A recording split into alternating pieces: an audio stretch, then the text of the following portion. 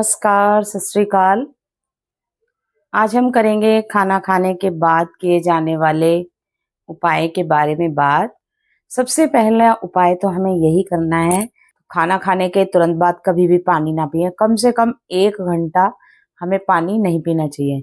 अगर आपको बहुत ज़्यादा इच्छा होती है तो खाने के बीच में आप पानी पी सकते हैं या फिर पहले पी ले थोड़ा, लेकिन बाद में बिल्कुल नहीं पीना।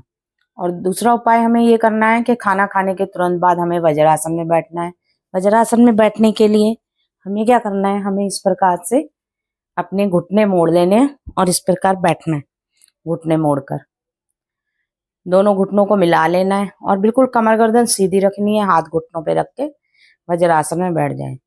आप अपना ध्यान किसी भी ओम में, ओम के जाप में, किसी में भी लगा सकते हैं। आंखें बंद करके, आंखें खुली रख के, टीवी देखते हुए, किसी भी प्रकार बैठकर इसका अभ्यास कर सकते हैं। और आप बेड पर बैठकर भी इसका अभ्यास कर सकते हैं अगर आप नीचे नहीं बैठ सकते।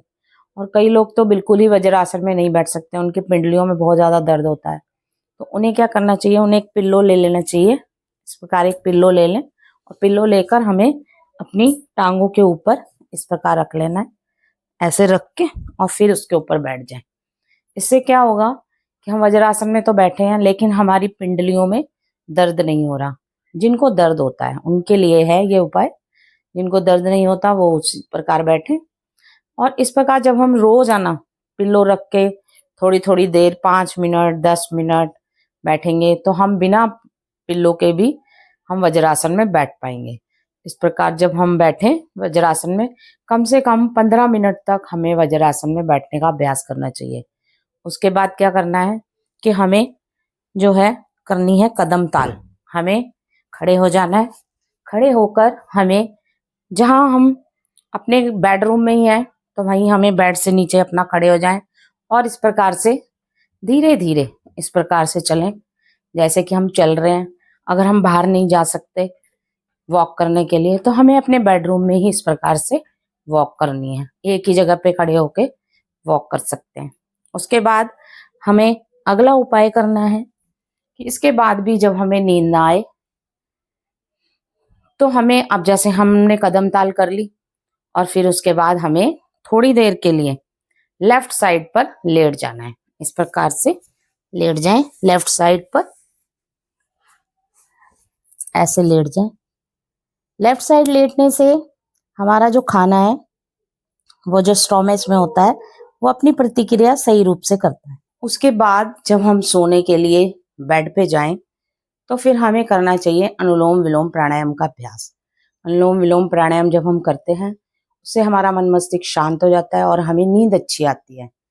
तो हमें अनुलोम विलोम के अभ्यास के लिए बायां हाथ ज्ञान मुद्रा में रखना है। अंगूठे के साथ की उंगली को अंगूठे से टच कर लेना है और राइट हैंड से हमें प्राणायाम मुद्रा बना लेनी है। अंगूठे के साथ की उंगलियां मोड़ लेनी है।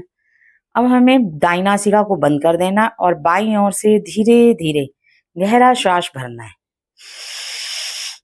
बाईं नासिका को बंद कर दें और दाईं ओर से श्वास बाहर निकाल दें। अब दाईं ओर से श्वास भरें, बाईं ओर से बाहर। यह एक आवृत्ति हुई। इसी प्रकार से आवृत्तियां दोहराते जाएं।